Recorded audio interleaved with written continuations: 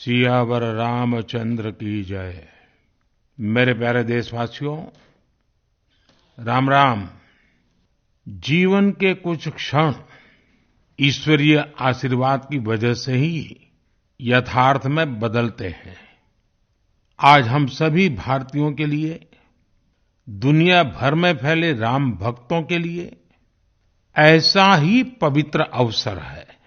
हर तरफ प्रभु श्री राम की भक्ति का अद्भुत वातावरण, चारों दिशाओं में राम नाम की धून, राम भजनों की अद्भुत सौंदर्य माधुरी।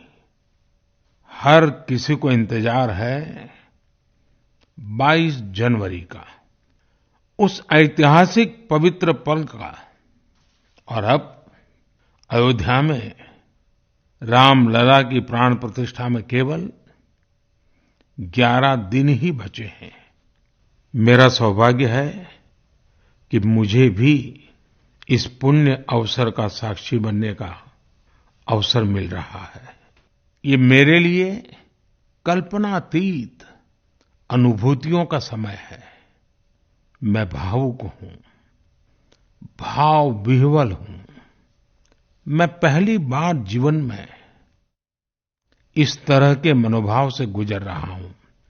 मैं एक अलग ही भाव भक्ति की अनुभूति कर रहा हूँ। मेरे अंतर मन की ये भाव यात्रा मेरे लिए अभिव्यक्ति का नहीं, अनुभूति का अवसर है।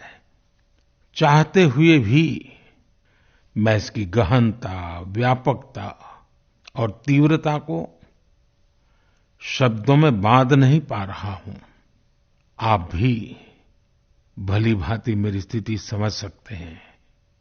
जिस स्वप्न को अनेकों पीढ़ियों ने वर्षों तक एक संकल्प की तरह अपने हृदय में जिया, मुझे उसकी सिद्धि के समय उपस्थित होने का सौभाग्य मिला है।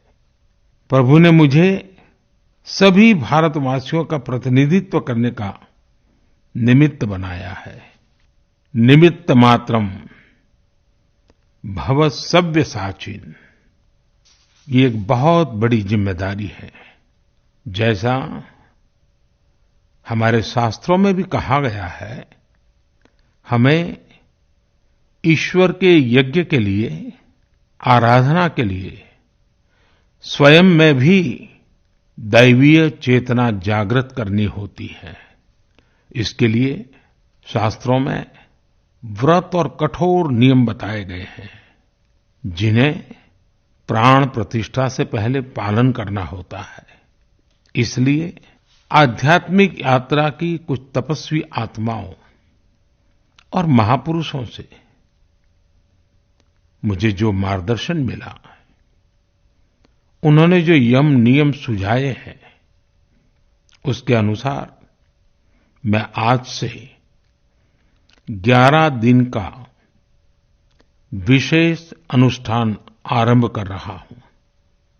इस पवित्र अवसर पर मैं परमात्मा के श्री चरणों में प्रार्थना करता हूँ, ऋषियों, मुनियों, तपस्वियों का पुण्य स्मरण करता हूँ और जनता जनार्दन, जो ईश्वर का रूप है, उनसे प्रार्थना करता हूँ कि आप मुझे आशीर्वाद दें, ताकि मन से, वचन से, कर्म से मेरी तरफ से कोई कमी ना रहे।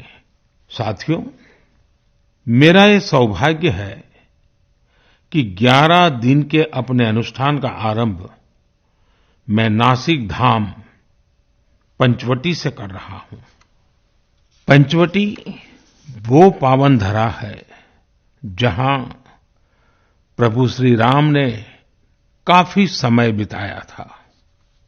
और आज मेरे लिए एक सुखद संयोग ये भी है कि आज स्वामी विवेकानंद जी की जन्म जयंती है। ये स्वामी विवेकानंद जी ही तो थे जिन्होंने हजारों वर्षों से आक्रांतित भारत की आत्मा को झकझोरा था। आज वही आत्मविश्वास भव्य राम मंदिर के रूप में हमारी पहचान बनकर सबके सामने है।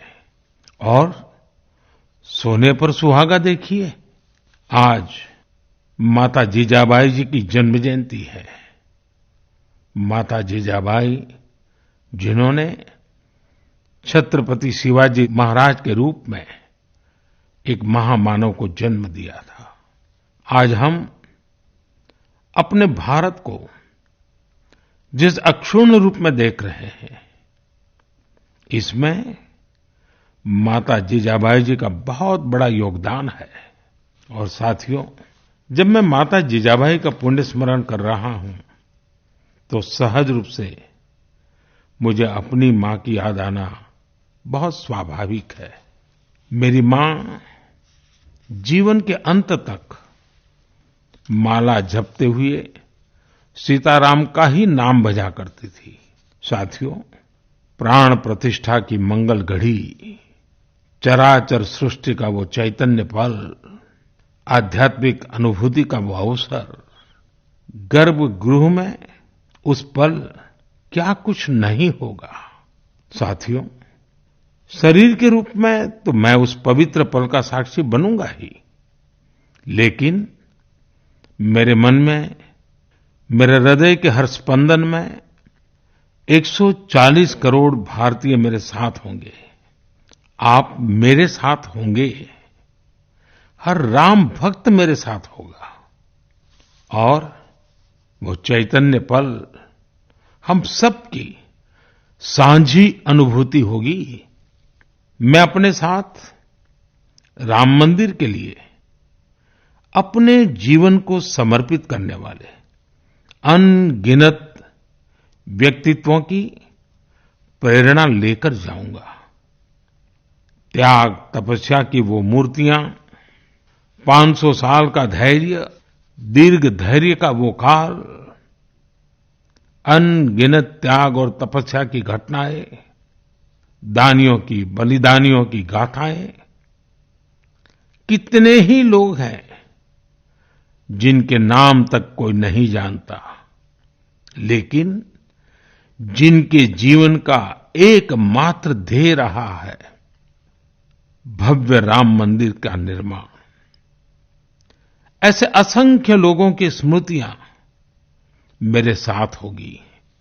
जब 140 करोड़ देशवासी उस पल में मन से मेरे साथ जुड़ जाएंगे और जब मैं आपकी ऊर्जा को साथ लेकर गर्भगृह में प्रवेश करूंगा तो मुझे भी एहसास होगा कि मैं अकेला नहीं, आप सब भी मेरे साथ हैं। साथियों, ये 11 दिन व्यक्तिगत रूप से मेरे यम नियम तो है ही, लेकिन मेरे भाव विश्व में आप सब समाहित है।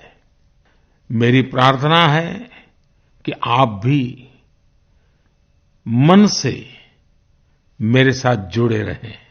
रामलला के चरणों में मैं आपके भावों को भी उसी भाव से अर्पित करूंगा जो भाव मेरे भीतर उमड़ रहे हैं।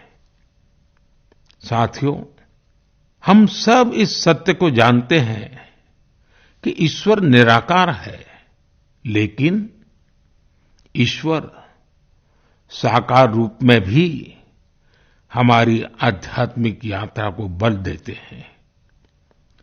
जनता जनार्दन में ईश्वर का रूप होता है, ये मैंने साक्षात देखा है, महसूस किया है। लेकिन जब ईश्वर रूपी वही जनता शब्दों में अपनी भावनाएं प्रकट करती है, आशीर्वाद देती है, तो मुझ में भी नई ऊर्जा का संचार होता है। आज मुझे आपके आशीर्वाद की आवश्यकता है, इसलिए मेरी प्रार्थना है कि शब्दों में, लिखित में अपनी भावनाएं जरूर प्रकट करें मुझे आशीर्वाद जरूर दें। आपके आशीर्वाद का एक एक शब्द मेरे लिए शब्द नहीं, मंत्र है। मंत्र की शक्ति के तौर पर वो अवश्य काम करेगा। आप अपने शब्दों को, अपने भावों को नमो ऐप के माध्यम से सीधे मुझ तक पहुंचा सकते हैं। आइए हम सब प्रभु श्री राम की भक्ति में डूब जाएं। इसी भाव के साथ आप सभी राम भक्तों को कोटि-कोटि नमन। जय सिया राम, जय सिया राम, जय सिया राम।